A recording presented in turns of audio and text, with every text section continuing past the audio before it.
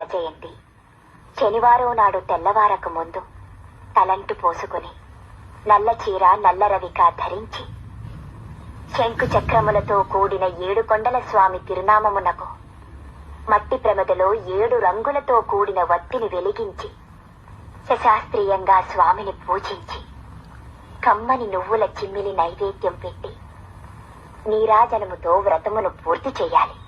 తిరిగి సాయంత్రం వరకు ఉపవాసం ఉండి స్నానము చేసి పసుపు చీర పసుపు రవిక ధరించి వ్రత విధానము సాగించి స్వామికి ఇష్టమైన చక్కెర లడ్డూలను నివేదనము చేసి నీరాజనమునిది ఒక అతిథిని ఆహ్వానించి భోజనాదులతో సత్కరించి అతిథి భుజించి విడిచిన ఒక మెతుకును అమృత వస్తువని ఆరగించాలి. అప్పటికి ఆనాటి శనివార వ్రతం పూర్తవుతుంది. ఈ విధంగా 7 శనివారములు వ్రతమును